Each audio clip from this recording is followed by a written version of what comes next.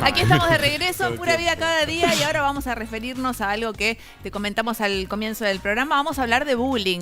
No es la primera vez que hablamos de bullying. Nosotros siempre tratamos de tocar el tema porque es algo muy, muy común. En este caso vamos a hablar acerca de la discriminación por xenofobia a comunidades de inmigrantes. Le damos la bienvenida al licenciado Flavio Calvo, que va a charlar con nosotros al respecto. Bienvenido, Flavio. Muchas gracias.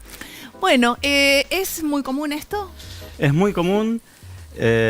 Algo que es muy común es que por ahí hay muchos tipos de inmigrantes acá en Argentina, inmigrantes de distintos países, pero hay algunos tipos de inmigrantes, como hablábamos hace un rato, de orientales, sí, chinos, taiwaneses, de distintos lugares, o hay inmigrantes africanos, etcétera, que a diferencia de otros inmigrantes, por ahí otros al llegar y al ir aprendiendo el idioma pueden como pasar más desapercibidos, pero hay inmigrantes que por llevar en la piel o en la cara una forma diferente es mucho más difícil, porque llevan este estigma de ser diferentes y de que se los marquen enseguida por ser diferentes. Flavio, una pregunta, o sea, acá viste se está usando, se popularizó el término bullying, ¿no? Sí. Pero la xenofobia ya es un término que se usa, ya se conoce. Claro. ¿Cuál es la diferencia entre bullying por ser extranjero o xenofobia?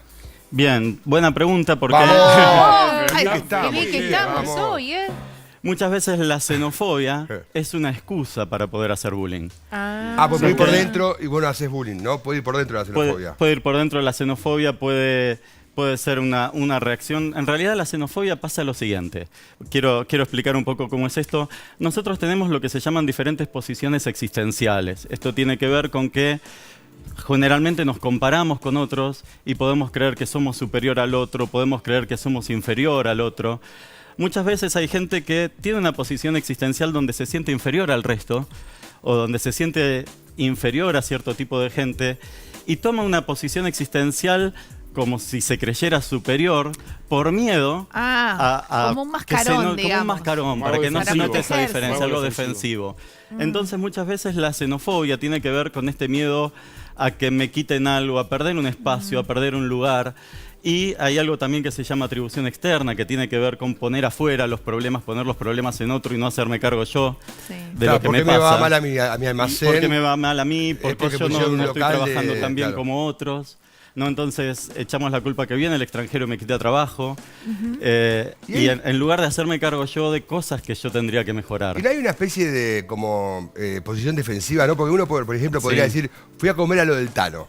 Sí. Pero uno dice, fui a comprar a lo del chino y como que ya, dijiste chino. Explícame un poquito eso porque también hay como un no sé, como exageración del término, ¿no? Porque tranquilamente se puede decir, fui a comprar a lo del chino. Sí, el tema ¿Pero por qué se ve mal? El tema es el siguiente. El problema no es decir, fui a comprar a lo del chino si fuiste a comprar a un supermercado chino. No decir la nacionalidad por ahí de una persona no es nada ofensivo. Pero muchas veces nosotros la nacionalidad de la persona la usamos como manera de ofender. Si yo digo, fui a comprar al chino, ellos mismos lo dicen y no es un problema de ser xenofóbico, de estar insultando a la persona. Ahora, cuando yo empiezo con estas representaciones sociales donde digo, los supermercados chinos apagan las heladeras y son todos iguales. Claro, y esa es otra historia. Ahí ya hay otra historia, ¿no? De fondo. Donde yo estoy haciendo una generalización y discriminando y siendo justamente xenofóbico o discriminador, atribuyéndole cosas a un grupo por ser de cierta... Pero se fue diluyendo un poco, ¿no? En este momento, ¿cuál sería la nacionalidad más...? No sé si se fue diluyendo. En Argentina somos bastante xenofóbicos y se nota mucho... Argentina somos terribles. Se nota mucho en los colegios. Vos que trabajás en el tema, ¿observás que en ese sentido estamos mejor o estamos peor?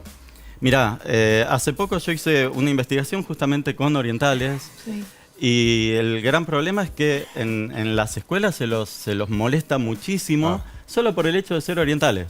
Y así como pasa con los orientales, pasa con gente que viene de otros países y que llevan esta diferencia por ahí en la piel o en el rostro y es muy marcado eso. Pues también pasa, por ejemplo, los gringos, ¿viste? Cuando dicen el gringo o el yankee, también puede ser completamente bulleado. También podría ser, pero pasa que en Argentina tenemos esta idea nosotros de que en Argentina somos europeos, somos blancos, ¿no? Que en claro, realidad no es la mayoría de la población. Las grandes urbes de Argentina, otras Sí. nada que ver. No es la realidad de todo el país. Flavio, ¿ese trato viene principalmente por diferencias físicas? Digo, creencias religiosas o, por ejemplo, alguien que por ahí de raza o de apariencia es como la mayoría de los argentinos, pero, por ejemplo, te das cuenta que es extranjero al hablar, ¿no? Tiene quizás como una tonada de algún otro país o incluso del resto del país en Buenos Aires. ¿Eso sucede también o no? Eso sucede también. Pero principalmente con el que es diferente hay como una cosa mucho más marcada. Ahora, tiene que ver también esto con qué herramientas de defensa tiene cada uno, ¿no? Porque hay chicos a los que por ahí de entrada se les dice algo o se los empieza a molestar y tienen otras estrategias de defensa, otras estrategias de poder preservarse. Y hay otros que por ahí, por temas culturales o por miedos o por quedarse callados muchas veces, no tienen estas estrategias de defensa y son víctimas mucho más fácil de... Igual cambió, del bullying. ¿no? Porque cuando, por lo menos la época que yo iba al colegio, el que terminaba con Uski era el ruso. Claro. Había un coreano que le decíamos chino. Claro. O sea, y Sí, no había... el gordo, sí, el flaco, el que se llamaba con apellido italiano era el Tano. Sí. Y el rubio era polaco. Gallego, polaco, sí, todo así. La diferencia Y está... no se sentían indiscriminados, ni se sentían diferentes, no se sentían mal por Es que vestirse por ahí así. la discriminación no pasa por decirle el chino, como decíamos hace un rato, ¿no? Sí. Yo puedo tener un compañero chino y decirle el chino, y si él lo acepta y está todo bien. Ahora, muchas veces el chino viene acompañado de un montón de cosas. ¿Qué es lo que pasa con estos chicos, no? Viene acompañado de el chino tal cosa, con varias... gallego bruto, Claro, gallego bruto, la llama de no sé qué, Claro, o el a ver, judío algo tacaño. muy común, voy a tratar de ser lo más suave para decirlo, A ver. pero se los gasta mucho a los varones chinos por los órganos sexuales, porque está esta idea de que son Más chiquititos, pequeños, ¿no? Entonces, Y bueno, lo muestra y se sabía. terminó el mito. entonces esta joda del chino tanto es muy común. Es muy común y hay muchos chicos que realmente la pasan mal por ese tipo de... Pero Mirá. fíjate cómo es importante lo que vos decís, ¿no? Porque uno muchas veces sin querer, con el tema del tamaño del pene, muchas veces a mí me han preguntado en programas el tema del tamaño del pene, mito, y te preguntan por las nacionalidades. Y yo he mostrado tablas en las cuales, de acuerdo los promedios del tamaño del pene en cada país. Y sin darme cuenta, estaba haciendo esto. ¿En serio? No. Entonces Claro, uno, claro. uno Nunca no lo había piensa, escuchado, ¿verdad? pero Nunca lo había fíjate cómo escuchado esto del sirve, tampoco. cómo sirve para reflexionar, porque incluso uno que tiene cierta formación y que piensa en el tema, muchas veces comete estos errores sin querer. Totalmente. Entonces es importante Y que lo puedas decir estas cosas. Y que A mí me dio hay que nací pensarlo. en Dinamarca, vikingo me dio. La tabla, busqué la tabla y decía, no, Argentina no. Sí. Hay que pensar se también agrandó desde el otro Chacarita. lado, ¿no? Con el Baby Doll, sí. Muchas veces a la gente se la molesta por ahí por este tipo de cosas, o por ahí se tiene una idea de que tienen que ser superiores en algún aspecto, ¿no? Entonces, si vos sos chino, tenés que ser bueno en matemáticas. Es que Claro. la ¿no? verdad es que no Sí. falla. Y- Perdón, no. Esa decir que no falla. Pero a una- veces es Es una positivo. presión para los chicos. Son como prejuicios positivos. Sí, son prejuicios positivos, podríamos llamarlo entre comillas, porque Porque muchas sos bueno veces... para algo. Sí, pero si justamente un chico no tiene pasión por la matemática, le Claro. gusta Le otro juegan tipo de contra, cosas, claro. y tiene que ser bueno en eso, solo por el hecho de ser de una nacionalidad, estamos siendo discriminatorios Entonces, también. ¿cuál es el ejercicio que tenemos que hacer las personas para no caer, tal vez a veces por ignorancia, sin en darse esto, ¿no? cuenta. Que a todos de alguna manera seguro que nos pasó.